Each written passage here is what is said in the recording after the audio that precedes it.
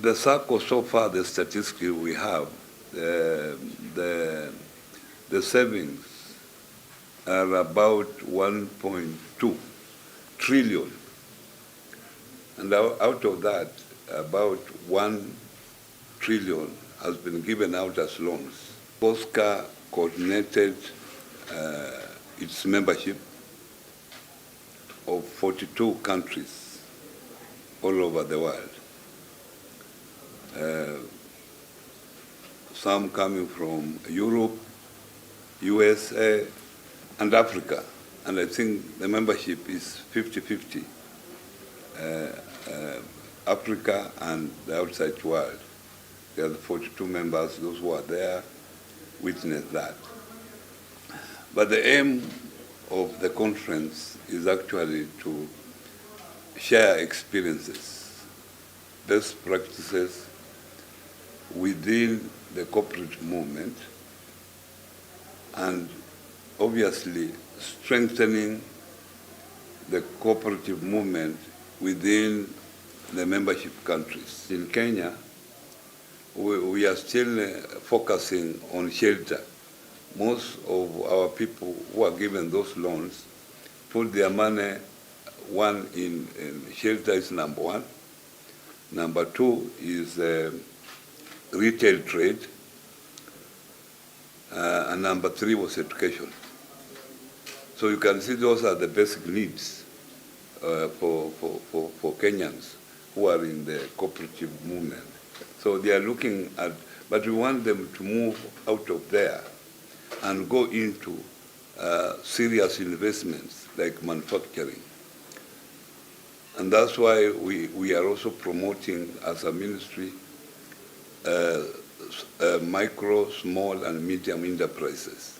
So we want to use the cooperative as enabler so that we establish more MSMEs so that we can now include more people in the economy. The youth issue is something that even you people in the media should help us so that the white-collar jobs are no longer there. But we should encourage youth to be entrepreneurs. We have funds already, we have support from the government, we have support from development partners, which can enable youth to enter into productive entrepreneurship, to create wealth for themselves, create employment for others. When I came in, I found already the ministry had done a lot through the PS here. The cooperative bill is already in Parliament. 2 weeks ago, we had a meeting with the relevant committee of Parliament. We went through, we made suggestions. It is going for the second reading, and we are hopeful that before the end of this year, it will have been finalized. There are other outstanding issues like term limits. There are those who want to have term limits. There are those who feel that there should be no term limits for directors who have been there for a long time, because governance actually has been an issue in our cooperative movement. And we found out that some directors have stayed long there. So it was our feeling that we should create a term limit of 3 years each. You serve for 3 years, renew once. You serve a maximum of 6 years, and you come out. Despite the government cleared about 4 billion, the debt is still there. The same to coffee.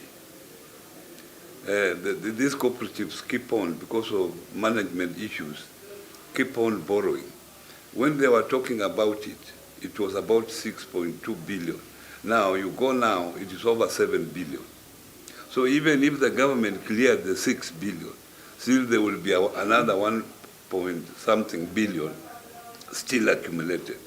So I think we must have a solution of stopping debts. And debts is part of mismanagement. And that's why we are saying we are going to have an eye on borrowing in cooperatives, because some members are duped into being told that we are borrowing to pay dividends while we wait for money from cooperative bank in terms of cherry fund, when actually they are just borrowing for their own use. So as a government, it cannot sustain this debt issue. So we must have a solution to it, and I think what my peers have said here, having a committee within the office of the Commissioner of Cooperatives to look at any borrowing by any cooperative, so that we establish that cooperatives are borrowing for good intention.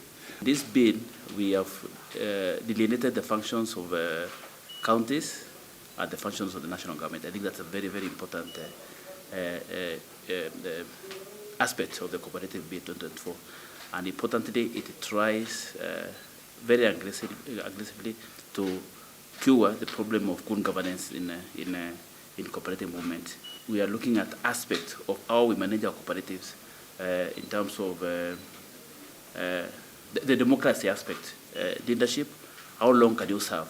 And we believe that if high offices like the presidency has limits, also we need to have some kind of limits in the way we elect our leaders, in how long they can serve, how we rotate them, so that we improve on good governance in how we manage our cooperatives.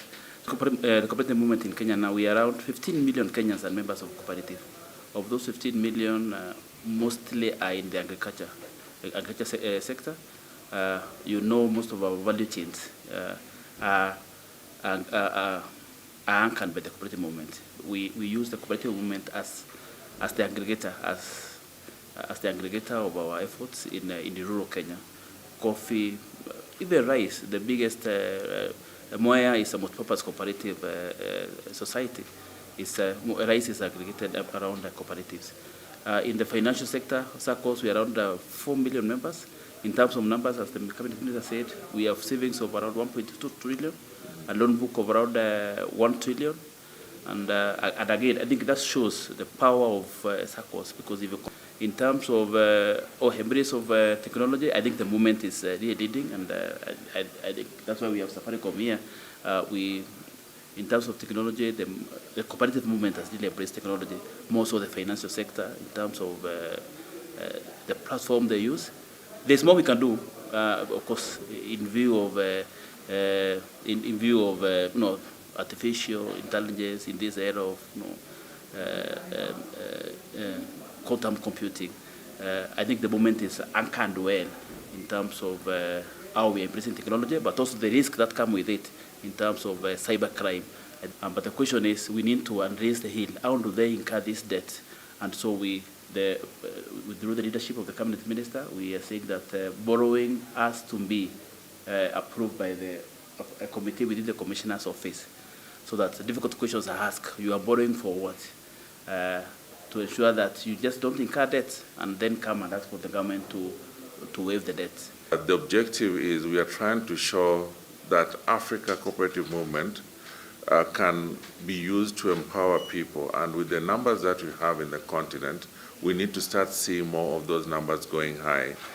The Saccos Congress this year is just about sustainability and supporting entrepreneurship engagement. Lastly, the conversation around regulation, we are linking this with unemployment, for instance. African unemployment is double-digit in most of the countries, if not all.